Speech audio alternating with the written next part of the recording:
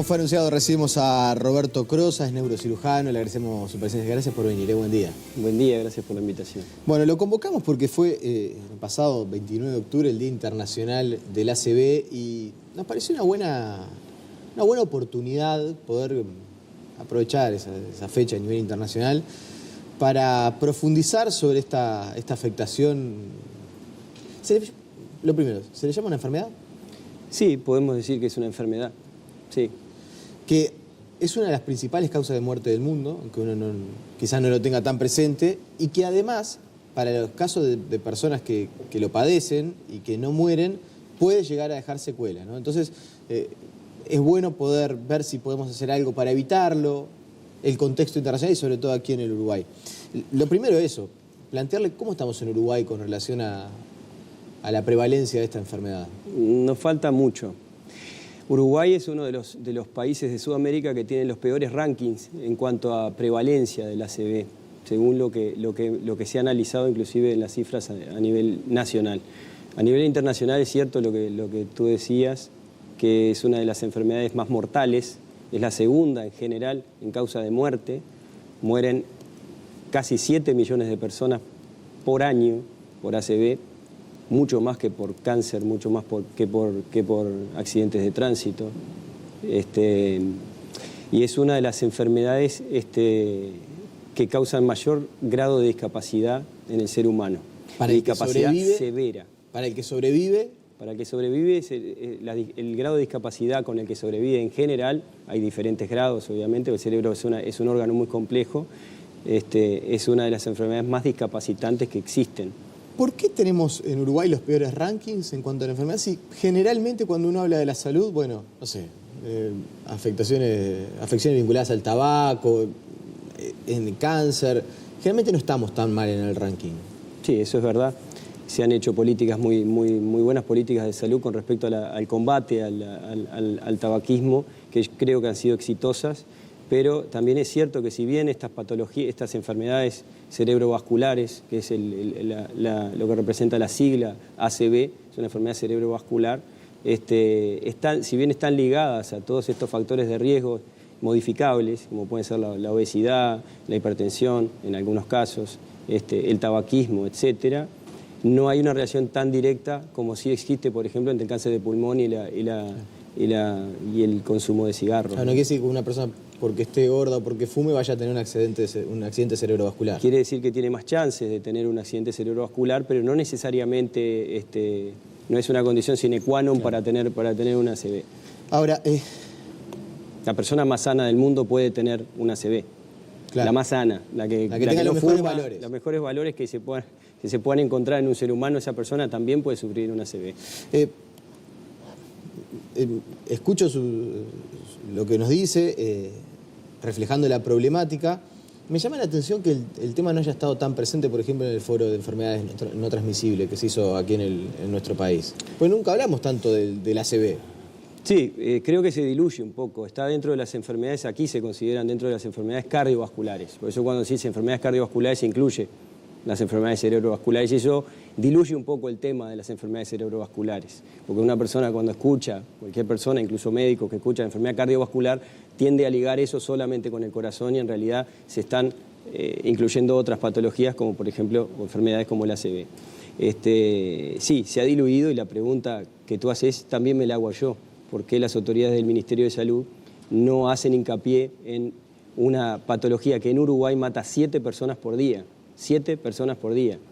Ese es el grado de mortalidad que tenemos en Uruguay. ¿Hoy van a morir 7 personas? Hoy, ayer, sí, no importa, que sea feriado, domingo, Navidad, da igual. 7 personas por día mueren en Uruguay por causa de ACV. Y el gran problema es la carencia de sistema, ¿no? Acá no hay un sistema que nos permita que un paciente que está sufriendo un ACV en su casa o en el lugar de trabajo, en donde sea, no hay un sistema basado en evidencia científica para que ese paciente reciba una asistencia adecuada relacionada con la evidencia científica, o sea, medicina basada en la evidencia. ¿Qué es lo que se hace y lo que se debería hacer? A ver, se necesitan, si uno quiere realmente abordar el tema de la ACV, se necesitan sistemas, protocolos y políticas de salud que estén por encima de las instituciones de salud. O sea, no podemos, y creo que eso no pasa en los países desarrollados donde esto sí funciona, dejar en manos de los directores de hospitales o con su armamento un terapéutico para que te den lo que pueden. Esto es una enfermedad lo suficientemente grave, mortal y discapacitante como para que las autoridades del ministerio tomen cartas en el asunto, organicen el sistema y lo organicen lo tienen que abordar desde varios lugares. Uno de ellos es la promoción. Acá hay un enorme déficit en Uruguay con respecto al conocimiento de lo que es el ACV. O sea, estamos hablando de la principal causa de muerte en mujeres, por ejemplo, en Uruguay. Es la causa número 1 en muertes en mujeres. Y la segunda en general. O sea, estamos hablando de algo realmente serio. Sin embargo, no escuchamos ningún tipo de campaña por parte de las autoridades enseñándole a la población, es una de sus funciones, a identificar los síntomas, que es algo muy básico. Porque hay síntomas, es decir, no es algo que se manifieste cuando se da. No, los síntomas es a partir de que se desarrolla la ACV. Okay. Le voy a explicar un poco brevemente lo que es el ACV. El ACV hay dos tipos. Uno que es hemorrágico cuando se produce un coágulo, una hemorragia cerebral, no está encarado hacia ese lado el problema de salud mundial, está encarado hacia el otro tipo de ACV, que es cuando se ocluye una arteria. Cuando se ocluye una arteria de un órgano, el órgano empieza a morir. En el cerebro pasa igual. Eso es lo que se llama accidente cerebrovascular isquémico. El 85% de los ACV son isquémicos y son los que matan mayor proporción de pacientes si tomamos todos los ACV. ¿Y cómo uno se puede dar cuenta que está por desarrollar un ACV isquémico? Hay muchos síntomas que, de hecho, hay campañas que son famosas en Estados Unidos y en Europa, que claro, lo que hacen son encontrar siglas que pegan en la población, que las aprenden rápidamente para identificarlos. Por ejemplo, en inglés es FAST. Acá en español no hay una sigla tan pegadiza, pero lo que uno tiene que identificar, por ejemplo, las cosas más comunes es cuando uno pierde la fuerza de un lado del cuerpo, lo que habitualmente le llamamos una apoplejía o una hemiplegia, o pierde la fuerza de un lado del cuerpo, deja de ver de un ojo, empieza a tener trastornos para hablar, para comprender, se marea, se cae. Siempre hay que pensar en una ACV. El problema es que hay que identificar los síntomas. A veces el paciente está lo suficientemente grave cuando entra en ese problema como para identificar los síntomas o comunicarlos. Está solo, hay un problema. Cuando está acompañado, el acompañante tiene que estar lo suficientemente informado para identificarlo primero. Ahí arranca el sistema. Me interesa, aparte, esto es como una especie de consulta pública que estamos haciendo para que la gente pueda entender y sobre todo podamos ayudar. ¿Cuánto tiempo transcurre entre que uno empieza a sentir los síntomas, ¿no? Esto que usted decía, ¿no? Hemiplegia de un lado del cuerpo, falta de fuerza, dificultad al habla, que no ve de un ojo, entre que eso sucede y que se produce el ACV? ¿O ahí ya se está produciendo? Ahí ya se está produciendo, es inmediato. Una de las características de esto es súbito, esto es inmediato. Cuando se tapa la arteria, lo que hace el cerebro es dejar de funcionar, o sea, en la parte del cerebro que está afectado, deja de actuar, por decirlo de alguna forma. Si es la parte motriz, va a tener un problema motor. Si es la parte visual, va a tener un problema visual. Si es la parte sensitiva, va a tener sensitiva. Si es la parte del habla, el cerebro está compartimentalizado de tal forma que cada centro, por decirlo de alguna forma, en ciertas regiones del cerebro tiene diferentes funciones. Cuando se altera una función, se altera una arteria que irriga esa función, lo que hace es, se ve por ese lado. Pero es inmediato. ¿Y qué es lo que hay que hacer si uno está con una persona, con alguien cercano que está teniendo una ACV? Primero, estar educado, saber esto, saber que tiene que pensar en el ACV, tiene que pensar que esto puede ser una ACV e inmediatamente llamar a la emergencia móvil. Y ahí entramos en otro problema. Entonces, salimos de un problema que es la falta de promoción. Si hiciéramos una encuesta ahora y le preguntáramos a la población qué se debería hacer, en otros países se hace, cuál es el grado de información que tiene la gente para identificar los síntomas. Porque desde ya te digo, si uno no identifica los síntomas, no hay sistema posible. Porque una persona que tiene una ACV y la acuestan a dormir, la siesta, por ejemplo, como ha pasado y pasa, nosotros lo tenemos en el diario vivir a eso, esa persona no va a poder recibir un tratamiento porque el tratamiento es tiempo dependiente. A partir de que se activa la ACV, empiezan a morir por minuto 2 millones de neuronas. Entonces, se van sumando los minutos hasta que llega a un centro para ser tratado. Pero 2 millones de neuronas por minuto. Por minuto se mueren. ¿Cuántos millones de neuronas tenemos en el cerebro? Son varios miles, pero a ver. Pero para dimensionar lo que... En lo que es la cantidad de neuronas que hay en el cerebro, que es variable, es una cifra no tan grande. El problema es que se va sumando. Y generalmente, desde que el paciente empieza a tener los síntomas hasta que llega a un centro, generalmente transcurren horas. ¿Ah? Sí. Entonces se pierden muchos millones de neuronas. El tema de esto es que si yo no tengo promoción de salud, ya de por sí el sistema arranca mal. Pero hay otro paso, otro paso fundamental, que es el traslado, que es la emergencia móvil, que es quien te va a buscar. La mayoría de las emergencias móviles en este país no tienen código de ACV. O sea, si tú llamás, si tenés suerte y llamás llamás a una emergencia móvil, la mayoría no tienen código ACV. Va a depender de tener disponibilidad de móviles y en qué clave, aquí se llaman clave 1, clave 2, clave 3, de acuerdo al grado de emergencia que le dan. Algunas transportan en clave 2, otras en clave 1, otras tienen el código ACV. O sea, es un sistema bastante anárquico. Falta una regulación ahí. Ahí lo que falta es terminar con la fragmentación. La fragmentación en salud... La regla y diga, si hay una ACV, tiene que ser, no sé, no tengo idea. Debería ser un problema, como lo es a nivel mundial, un problema de salud nacional y un problema de salud pública. Y no estoy hablando solo por la salud pública, como la interpretamos nosotros, de salud pública. Solo por claro, estamos hablando de salud pública, es un problema del ministerio, es un problema de salud pública nacional, tomando la salud privada y tomando la salud pública. Es un problema de Estado, claro que sí, porque mata a 7 personas por día y deja muchísimas personas con discapacidad. Ahí cuando falla el sistema de traslado, pongámosle que tuvimos suerte y nos tocó una ambulancia que sí nos trasladó rápido, tuvimos suerte, ¿a dónde nos lleva si estamos en el sistema privado? A un mutualista. ¿A qué mutualista? A la mía. Y a la tuya. Y la tuya tiene todas las formas de tratamiento para SCV. No todas las mutualistas tienen las... No, ahí está el otro problema. Entonces es muy difícil realmente que un paciente con una ACV que es potencialmente curable, reversible, llegue a un lugar adecuado para recibir el tratamiento que necesita. Hoy en día tenemos una suerte, y la suerte es que la ciencia médica a nivel mundial ha establecido protocolos, guías, en todos los continentes, particularmente el primer mundo. Tenemos guías que son las guías que utilizamos los que nos dedicamos a la patología vascular, que son, por ejemplo, la guía americana, la American Heart Association o la American Stroke Association, que son guías muy respetadas que basan sus propuestas en la evidencia científica de mejor calidad. Los tratamientos del ACV, esta es la paradoja, hoy en día cuentan con la calidad de evidencia científica más alta que puede existir en medicina. Y esto es 1A. Es lo primero y lo primero, es 1A.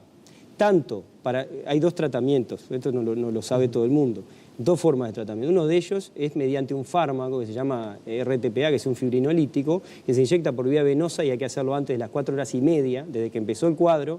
Tenemos hasta 4 horas y media para recibir ese fármaco, que lo que hace es, va por la sangre y rompe el coágulo, pero el coágulo tiene que tener ciertas características. Tiene que ser un coágulo relativamente pequeño. O sea, no todos los pacientes con ACV se salvan con eso. Una gran proporción se pueden salvar con eso si llegan antes de las 4 horas y media y al lugar donde llegan tienen un protocolo para darlo y tienen el RTPA. ¿Ese fármaco está hoy disponible? Ese fármaco está en algunos sanatorios y en el sistema público, en algunos hospitales del sistema público, en algunos. Y ahí está la suerte, que justo te toque. Si tenés que ir a un sanatorio que tenga ese fármaco, que te identifique como un ACV. Y de antemano no lo sabemos, porque a mí se me dificultaría mucho saber cuál lo tiene y cuál no lo tiene. Sé que hay quienes lo tienen y quienes no, y ahí entramos en otro problema. Porque esto tiene que ser equitativo, esto es una patología de emergencia, en donde cuando el paciente sufre esto, hay que llevarlo directamente a un centro que tenga eso. Pero no basta solo con eso. Tiene que también tener métodos de estudios, porque lo primero que se hace en una patología cerebral de este tipo es hacer una tomografía. Y lo que se hace es una tomografía con angiotomografía, esto es la tomografía que nos muestra el árbol circulatorio para ver qué parte del árbol circulatorio está obstruido. Hay solo 2 lugares donde se hace ese estudio. O sea, está disponible en muchos lados, porque casi todos los tomógrafos nuevos los tienen, pero hay solo 2 lugares donde está protocolizado que los pacientes que llegan con ACV se hagan el estudio de angiotomografía. Eso también es evidencia clase 1A. Estamos hablando de algo que no es discutible en el ámbito médico, no puede ser discutible esto. O sea, la angiotomografía se hace solamente en el hospital de clínica en forma protocolizada y en la médica uruguaya. ¿Para qué sirve la angiotomografía? Para saber qué parte, hay que imaginarse un árbol, cuando hablamos del árbol circulatorio cerebral es igual a un árbol. Se puede imaginar un ombú, por ejemplo. Si hay una rama de ese ombú o de ese árbol que está tapado, son más proclives a ser beneficiados si reciben el tratamiento con el fármaco ese intravenoso. Pero si lo que se está ocluyendo es el tronco del árbol, una rama gruesa, un grueso coágulo, ahí lo que se necesita es otro tratamiento que surgió la evidencia científica en el 2014, que se llama trombectomía mecánica. Esto es, piensen en un cateterismo cardíaco, que la gente lo conoce mejor, se entra por cateterismo desde la ingle hacia el cerebro, se localiza el trombo y se saca relativamente fácil. Eso también es evidencia clase 1A, y ahí estamos peor.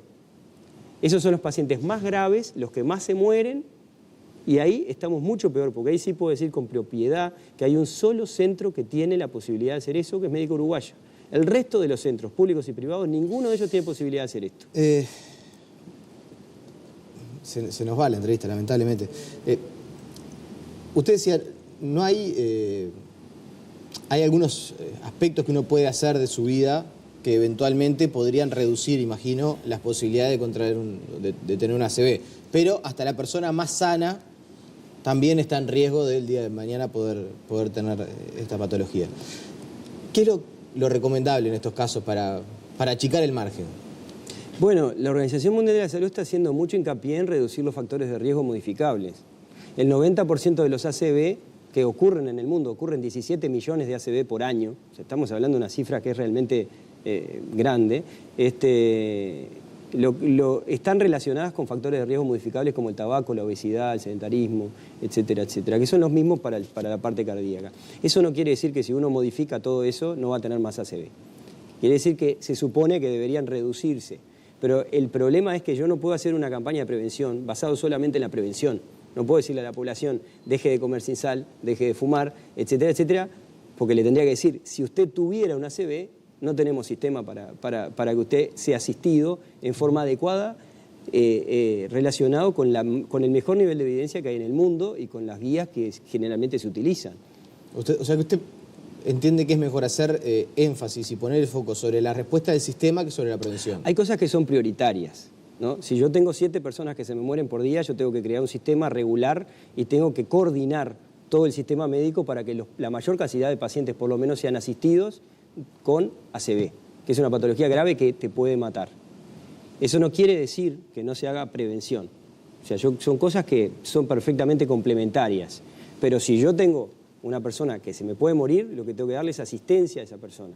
Digo, no le puedo decir que yo, si tengo un paciente grave que me viene al centro y lo tengo que tratar, operar o lo tengo que hacer algo, no lo puedo culpar por haber comido con sal. Tengo que tratar de educarlo, y eso son políticas a largo plazo, para intentar reducir este flagelo.